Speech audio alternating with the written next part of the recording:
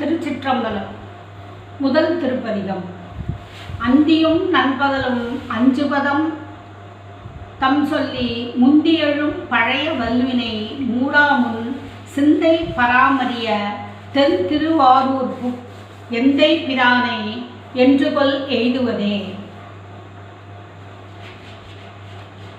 காலை மாலை நடுப்பகல் என்று மூன்று பொழுதிலும் திரு ஐந்தெழுத்தை உச்சரித்து சிந்தையால் ஆராய்ந்து திருவாரூரை சென்றடைந்து என் தந்தையாகிய பெருமானை வழிபடும் நாள் எந்நாளோ.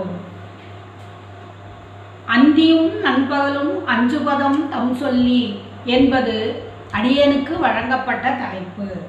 நமச்சிவாயம் வாழ்க, நாதன் தாழ்வாழ்க, இமைப்பொழுதும் எண்ணெஞ்சில் நீங்காதான் தாழ்வாழ்க. பேரூர் வேலப்ப தேசிகர் அருளிய பஞ்சாக்கர பகுதடை என்ற நூலில் சைவ நெறியின் மூல மந்திரமாகிய திரு ஐந்தெழுத்தை வைத்து சைவ சித்தாந்த தத்துவ ஞானத்தை விளக்கியுள்ளார். நமச்சிவாயம் தூல பஞ்சாக்கரம், சிவாய நம சூக்கும பஞ்சாக்கரம். சிவாய நம என்ற ஐந்தெழுத்தில் உள்ள ஒவ்வொரு சொல்லும் ஒவ்வொரு தத்துவத்தை குறிக்கின்றது. சி சிவம், வா திருவருள் சக்தி, யா ஆன்மா, நா மாயை, மா ஆணவம். தூல பஞ்சாக்கரமாகிய நமச்சிவாயம் என்ற மந்திரத்தை குருநாதர் மாணவர்களுக்கு பக்குவம் வருவரையில் மலங்களை மேலாக வைத்து ஜெபிக்க பணிவார். பக்குவம் வந்த பிறகு மாறி ஓதுக என சிவாக்களை மேலாக வைத்து ஜெபிக்க பணிவார். இதுவே சிவாய நம என்னும் சூக்கும பஞ்சாக்கரம். இதன் பின்னர் நம என்பவை மாற்றம் கடந்து சிவாய என அமையும். இது அதிசூக்கும பஞ்சாக்கரம், முக்தி பஞ்சாக்கரம், காரண பஞ்சாக்கரம் என்னும் பெயர்களால் அழைக்கப்படும். அடுத்து சிந்தை பராமரிய எனில் சிந்தையால் ஆராய்ந்து அந்த கரணங்களாகிய மனம், புத்தி, அகங்காரம், சித்தம் ஆகிய நான்கில் சித்தமே ஆராய்ந்து அறியக்கூடியது. சிவன் அவன் என் சிந்தையுள் நின்று அதனால் என்கின்றார் மணிவாசகர். மேலும் சித்தம் சிவமாக்கி செய்தனவே தவமாக்கும் அத்தன் கருணையினால் தோல் நோக்கம் ஆடாமோ என அருளியுள்ளார். நமச்சிவாயம் என்ற மந்திரத்தால் சிவமாகிய பதியை எளிமையாக உணர்ந்து சிவன் சேவடியை அடைய சிவஞான போதம் என்னும் மெஞ்ஞான நூல் செவ்வனே விளக்குகிறது. சித்தத்தை சிவன்பாலே வைத்தாக்கும் அடியேன் என்கின்றார் நம் சுந்தரர். சிந்தையே சிவன்பால் சேர்க்கும் என்பது முடிவு.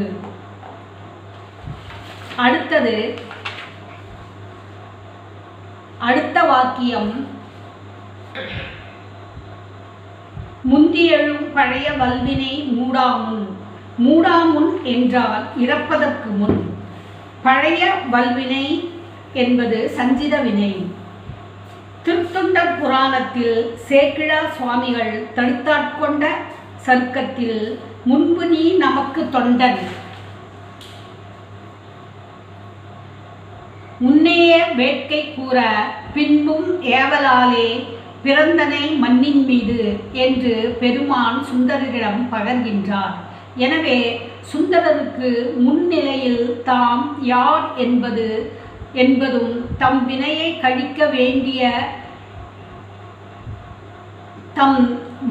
கழிக்க வேண்டி நம்பி ஆரூரராய் பின்னிலையில் உள்ளார் என்பதும் நன்கு அறிந்தவராகவே இருந்துள்ளார். எனவே இறப்பதற்கு முன் என் பழைய வல்வினையாகிய சஞ்சித வினையில் இருந்து விடுபட்டு எனது பிரானை எய்த வேண்டும் என ஏங்குகின்றார். சஞ்சித வினையில் இருந்து விடுபட வேண்டுமாயில் திரு ஐந்தெழுத்தை உள்கி உணர்ந்து ஜெபித்து சிவத்தை சிந்தையில் நிறுத்தி வெறுப்பின்றி தன் செயல் அனைத்தும் பெருமான் செயலாகவே கருதி சிவானுபாகமாகவே அனுபவிக்கும் காலத்து வினை வித்து இன்றி சிவமுக்தி அடைய வழிவகை செய்கிறது என்னும் மெஞ்ஞானத்தை இப்பதிகம் உணர்த்துகிறது. இரண்டாவது பாடல். திருச்சிற்றம்பலம்.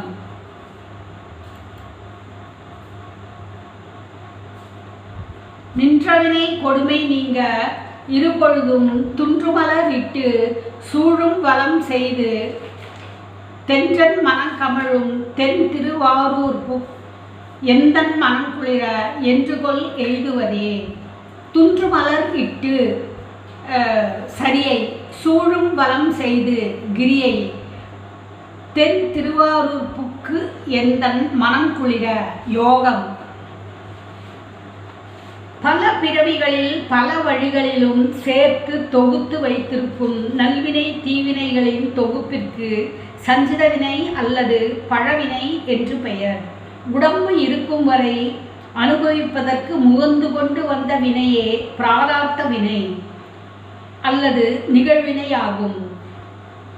நின்ற வினையாகிய நிகழ்வினையில் கொடுமை குறைய சரியை, கிரியை, யோகம் ஆகிய சாதனங்களை பின்பற்றும் வகையாக மனம் பொருந்திய தென்றல் வீசும் திருவாரூரை சென்றடைந்து மனம் குளிர கோயிலை வலம் வந்து மலர் கொண்டு காலை மாலை என்று இருபொழுதும் எம்பெருமானை வழிபடும் நாள் என்னாளோ. விளக்க உரை.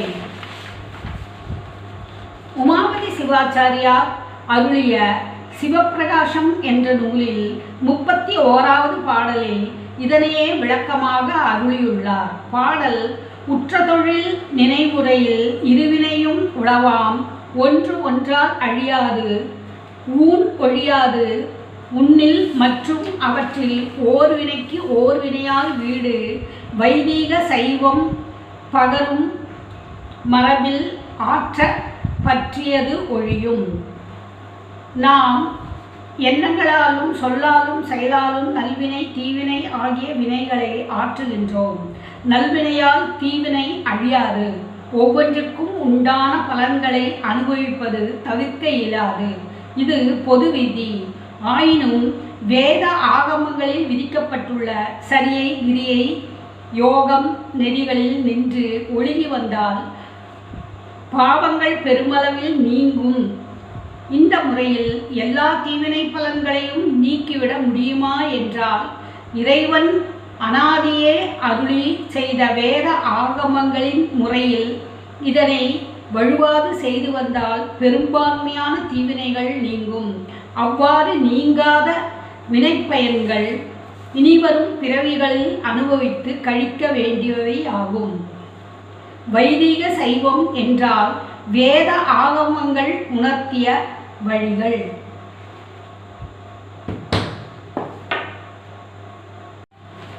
திருச்சிற்றம்பலம். 3வது பாடல்.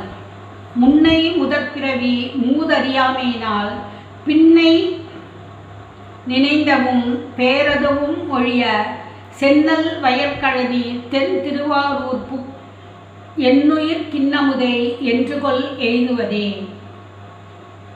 சுந்தரர் கையிலையில் பெருமானுக்கு அணுக்க தொண்டராய் வாழ்ந்த காலத்தில் இடர் அறியாது பேரின்பத்தில் வாழ்ந்து வந்தார்.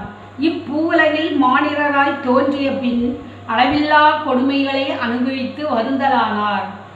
ஐயனே, அறிவின்மையால் மனம் பேதலித்து மயக்கமுற்று முன்வினையில் தீவினை புரிய நேரிட்டது. இதனை பலமுறை எடுத்து சொல்லி முறையிடுவதற்கு சென்னல் வயல்களால் சூழப்பட்ட திருவாரூர் சென்றடைந்து என் உயிருக்கு இனிய அமுதம் போல் விளங்குபவனை காண்பது என்னாளோ. விளக்கம். அருள்நந்தி சிவாச்சாரியார் அருளிய சிவஞான சித்தியார் சுபக்கம் 2ஆம் சூத்திரம் 2ஆம் அதிகரண பாடலில் வினை பயன்களை இறைவனே உயிர்களுக்கு ஊட்டுகின்றார் என்பது விளக்கியுள்ளார். இருவினை இன்ப துன்பத்து இவ்வுயிர் பிறந்து இறந்து வருவதும் போவதாகும். மன்னிவினை பயன்கள் தரும் அரண் தரணியோடு தாராபதி போல தாமே. உயிர்க்கு முற்பிறவியில் சேர்க்கப்பட்டு கிடந்த இருவினையின் பயனாக இப்பிறவியில் இன்ப துன்ப அனுபவம் உண்டாகும். அந்த அனுபவத்தால் மேலும் வினை ஏறும். அதனால் மீண்டும் மீண்டும் பிறந்தும் இறந்தும் சொர்க்க நரகங்களுக்கு சென்று அனுபவித்து மீளுதல் தொடர்ந்து கொண்டே இருக்கும். உடம்பும் வினைப்பயனும் அறிவில்லா சடம். ஆதலால் உடம்பு தானாக சென்று வினையை அடையாது. வினைப்பயனும் தானாக உடம்பை தேடி அடையாது. ஆகவே அந்தந்த உடம்பிற்கு உரிய வினைப்பயன்களை இறைவனே தனது திருவருள் சக்தியால் உயிருக்கு ஊட்டுகின்றார். இவ்வுண்மையை வைத்தியன் நோயாளிக்கு மருந்து கொடுத்து நோயை தீர்ப்பது போலவும் அரசன் தீயவரை தண்டித்து திருத்துவது போலவும் என்று உவமையில் வைத்து விளக்குகின்றார். தரணி மருத்துவன் தாராவதி அரசன். எனவே முன்வினை கொடுமையிலிருந்து வெளிவர ஆரூரானிடம் சென்று பல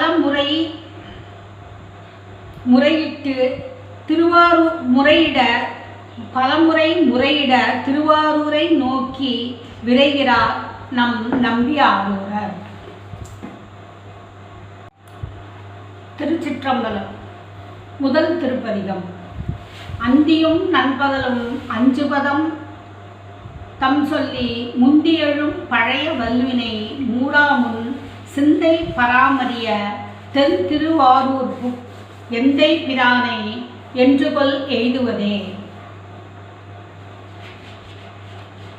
காலை மாலை நடுப்பகல் என்று 3 பொழுதிலும் திரு 5 எழுத்தை உச்சரித்து சிந்தையால் ஆராய்ந்து திருவாரூரை சென்றடைந்து என் தந்தையாகிய பெருமானை வழிபடும் நாள் எந்நாளோ. அந்தியும் நண்பகலும் 5 பதம் தம் சொல்லி என்பது அடியனுக்கு வழங்கப்பட்ட தலைப்பு. நமச்சிவாயம் வாழ்க, நாதன் தாழ்வாழ்க, இமைப்பொழுதும் எண்ணெஞ்சில் நீங்காதான் தாழ்வாழ்க. பேரூர் வேலப்ப தேசிகர் அருளிய பஞ்சாக்கர பங்கடை என்ற நூலில் சைவ நெறியின் மூல மந்திரமாகிய திரு 5 எழுத்தை வைத்து சைவ சித்தாந்த தத்துவ ஞானத்தை விளக்கியுள்ளார். நமச்சிவாயம் தூல பஞ்சாக்கரம், சிவாய நம சூக்கும பஞ்சாக்கரம். சிவாய நம என்ற 5 எழுத்தில் உள்ள ஒவ்வொரு சொல்லும் ஒவ்வொரு தத்துவத்தை குறிக்கின்றது. சி சிவம், வா திருவருள் சக்தி, யா ஆன்மா, நா மாயை, மா ஆணவம். தூல பஞ்சாக்கரமாகிய நமச்சிவாயம் என்ற மந்திரத்தை குருநாதர் மாணவர்களுக்கு பக்குவம் வருவரையில் மலங்களை மேலாக வைத்து ஜெபிக்க பணிவார். பக்குவம் வந்த பிறகு மாறி ஓதுக என சிவாக்களை மேலாக வைத்து ஜெபிக்க பணிவார். இதுவே சிவாய நம என்னும் சூக்கும பஞ்சாக்கரம். இதன் பின்னர் நம என்பவை மாற்றம் கடந்து சிவாய என அமையும். இது அதிசூக்கும பஞ்சாக்கரம், முக்தி பஞ்சாக்கரம், காரண பஞ்சாக்கரம் என்னும் பெயர்களால் அழைக்கப்படும். அடுத்து சிந்தை பராமரிய எனில் சிந்தையால் ஆராய்ந்து அந்த கரணங்களாகிய மனம், புத்தி, அகங்காரம், சித்தம் ஆகிய 4 சித்தமே ஆராய்ந்து அறியக்கூடியது. சிவன் அவன் என் சிந்தையுள் நின்று அதனால் என்கின்றார் மணிவாசகர். மேலும் சித்தம் சிவமாக்கி செய்தனவே தவமாக்கும் அத்தன் கருணையினால் தோல் நோக்கம் ஆடாமோ என அருளியுள்ளார். நமச்சிவாயம் என்ற மந்திரத்தால் சிவமாகிய பதியை எளிமையாக உணர்ந்து சிவன் சேவடியை அடைய சிவஞான போதம் என்னும் மெஞ்ஞான நூல் செவ்வனே விளக்குகிறது. சித்தத்தை சிவன்பாலே வைத்தாக்கும் அடியேன் என்கின்றார் நம் சுந்தரர். சிந்தையே சிவன்பால் சேர்க்கும் என்பது முடிவு. அடுத்தது அடுத்த வாக்கியம், முந்தியெழும் பழைய வல்வினை மூடாமுன். மூடாமுன் என்றால் இறப்பதற்கு முன். பழைய வல்வினை என்பது சஞ்சித வினை. திருத்தொண்டர் புராணத்தில் சேக்கிழா சுவாமிகள் தடுத்தாட்கொண்ட சருக்கத்தில், முன்பு நீ நமக்கு தொண்டன், முன்னையே வேட்கை கூற, பின்பும் ஏவலாலே பிறந்தனை மண்ணின் மீது என்று பெருமான் சுந்தரரிடம் பகர்கின்றார். எனவே சுந்தரருக்கு முன்னிலையில் தாம் யார் என்பதும் தம் வினையை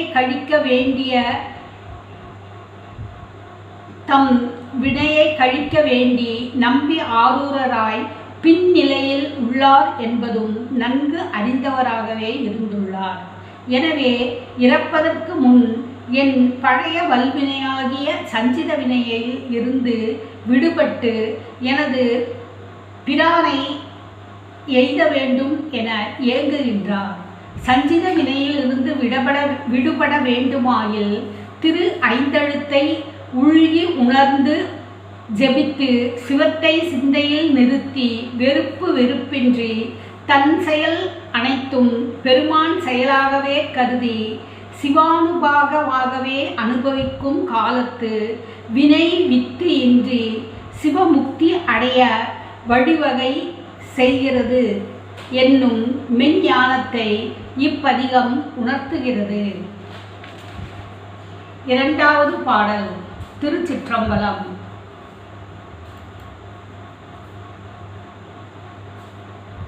நின்றவினை கொடுமை நீங்க இருபொழுதும் துன்றுமலர் இட்டு சூழும் வலம் செய்து தென்றன் மனங்கமழும் தென் திருவாரூர் எந்தன் மனம் குளிர என்று கொள் எய்துவதே. துன்றுமலர் இட்டு சரியை, சூழும் வலம் செய்து கிரியை, தென் திருவாரூர் புக்கு எந்தன் மனம் குளிர யோகம். பல பிறவிகளில் பல வழிகளிலும் சேர்த்து தொகுத்து வைத்திருக்கும் நல்வினை தீவினைகளின் தொகுப்பிற்கு சஞ்சித வினை அல்லது பழவினை என்று பெயர். உடம்பு இருக்கும் வரை அனுபவிப்பதற்கு முகந்து கொண்டு வந்த வினையே பிராராப்த வினை அல்லது நிகழ்வினையாகும். நின்ற வினையாகிய நிகழ்வினையில் கொடுமை குறைய சரியை, கிரியை, யோகம் ஆகிய சாதனங்களை பின்பற்றும் வகையாக மனம் பொருந்திய தென்றல் வீசும் திருவாரூரை சென்றடைந்து மனம் குளிர கோயிலை வலம் வந்து மலர் கொண்டு காலை மாலை என்று இருபொழுதும் எம்பெருமானை வழிபடும் நாள் என்னாரோ. விளக்க உரை. உமாபதி சிவாச்சாரியார் அருளிய சிவப்பிரகாசம் என்ற நூலில் 31வது பாடலில் இதனையே விளக்கமாக அருளியுள்ளார். பாடல் உற்ற தொழில் நினைவுரையில் இருவினையும் உளவாம் ஒன்று ஒன்றால் அழியாது ஊன் ஒழியாது உன்னில் மற்றும் அவற்றில் ஓர்வினைக்கு ஓர்வினையால் வீடு வைதீக சைவம் பகரும் மரபில் ஆற்ற பற்றியது ஒழியும். நாம் எண்ணங்களாலும் சொல்லாலும் செயலாலும் நல்வினை தீவினை ஆகிய வினைகளை ஆற்றுகின்றோம். நல்வினையால் தீவினை அழியாது. ஒவ்வொன்றுக்கும் உண்டான பலன்களை அனுபவிப்பது தவிர்க்க இயலாது. இது பொது விதி. ஆயினும் வேத ஆகமங்களில் விதிக்கப்பட்டுள்ள சரியை, கிரியை, யோகம் நெறிகளில் நின்று ஒழுகி வந்தால் பாவங்கள் பெருமளவில் நீங்கும். இந்த முறையில் எல்லா தீவினை பலன்களையும் நீக்கிவிட முடியுமா என்றால், இறைவன் அனாதியே அருளி செய்த வேத ஆகமங்களின் முறையில் இதனை வழுவாது செய்து வந்தால் பெரும்பான்மையான தீவினைகள் நீங்கும். அவ்வாறு நீங்காத வினைப்பயன்கள் இனிவரும் பிறவிகளில் அனுபவித்து கழிக்க வேண்டியவை ஆகும். வைதீக சைவம் என்றால் வேத ஆகமங்கள் உணர்த்திய வழிகள்.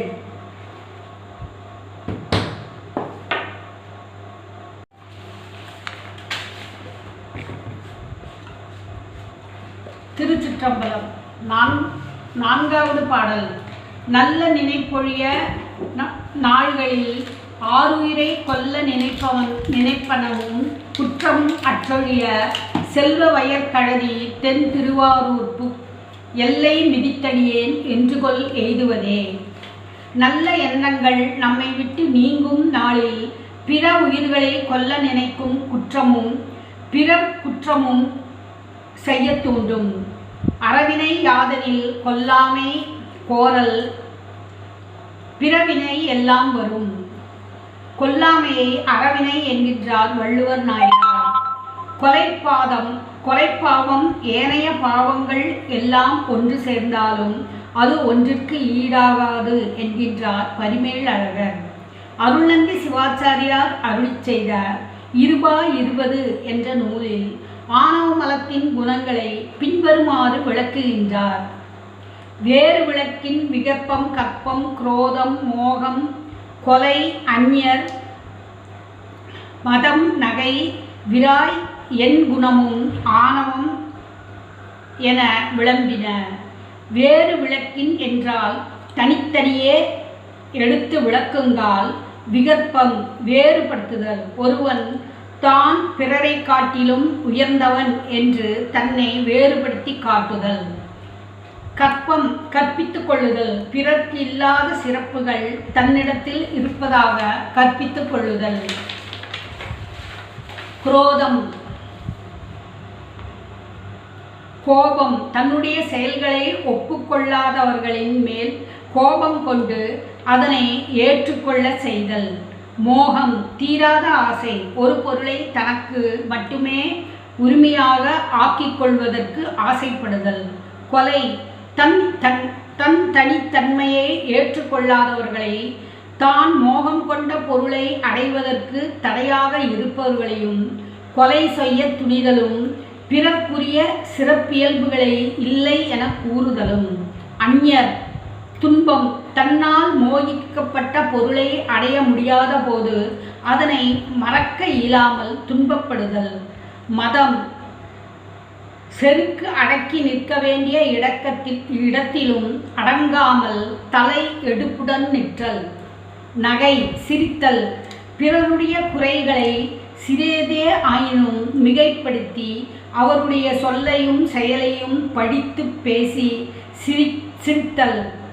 இக்குணமுடையவர்கள் சிவனடியார்களாக இருப்பதற்கே தகுதியற்றவர்கள். விராய் கலந்து விரவி என்பது விராயாயிற்று. இவற்றுள் ஒன்று இருந்தால் போதும் ஏனைய குற்றங்கள் வந்து கலந்து கொள்ளும். இக்குற்றங்கள் அனைத்தும் ஒழிய செல்வ வளமும் வயல் வளமும் உடைய திருவாரூர் எல்லையை சென்றடைவது எந்நாளோ. ஐந்தாவது பாடல். கடுவரி மாக்கடலுள் காய்ந்தவன் தாதையர் முன் சுடுபொடி மெய்கடிந்த சோதியை வந்தலையாய் அடுபுலி ஆடையனை ஆதியை ஆரூர்க்கு கிடுபலி கொள்ளியை நான் என்று கொல் எய்துவதே. ஐந்தாவது பாடலில் முருகப்பெருமானின் வீர தீரத்தை போழ்கின்றார். சூரபத்மன் என்ற அசுரன் தன் தம்பியர்கள் ஆகிய தாரகாசுரன், சிங்கமுகன் ஆகியோரும் சேர்ந்து தேவர்களையும் மனிதர்களையும் துன்புறுத்த பிரமன் சிவபெருமானிடம் முறையிடுகின்றார். பெருமான் தன் நெற்றிக்கண்ணில் உள்ள அக்னியில் தோற்றுவித்த கந்தனை தக்க பருவம் வந்தவுடன் அசுரர்களை அழிக்குமாறு பணிக்கின்றார். சக்தியாகிய உமையிடம் சென்று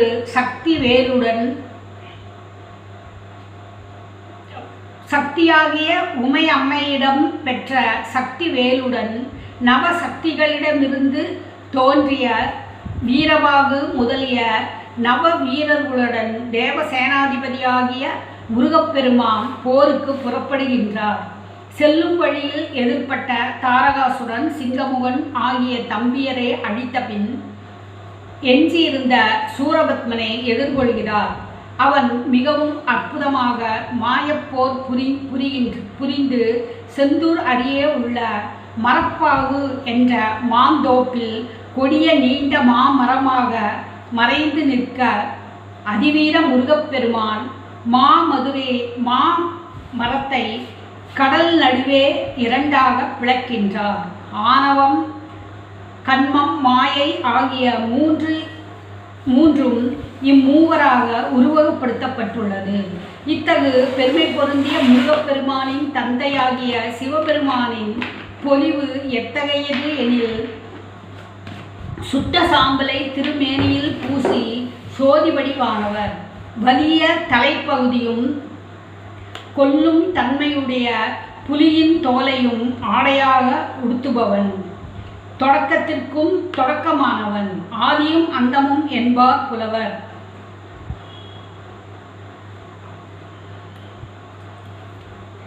ஆன்மாக்களின் உள்ள ஆணவத்தை பிச்சையாக கபாலத்தில் ஏற்பவனாகிய ஒப்பற்ற பரமன்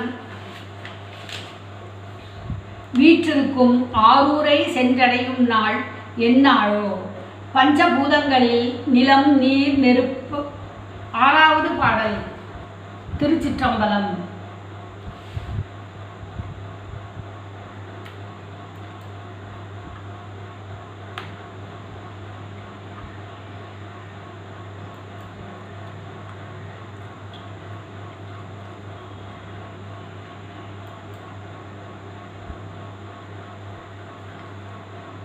திருச்சிற்றம்பலம். கொம்பன நுண்ணுடையாள் கூரானை நீரணிந்த வம்பனை எவ்வுயிர்க்கும் வைப்பினை ஒப்பமாறர் செம்பொன்னை நன்மணியை தென் திருவாரூர் புக் என் பொன்னை என்மணியை என்றுகொள் எய்துவதே. சிறு கிளை போல் மென்மையான இடையினை உடைய உமையை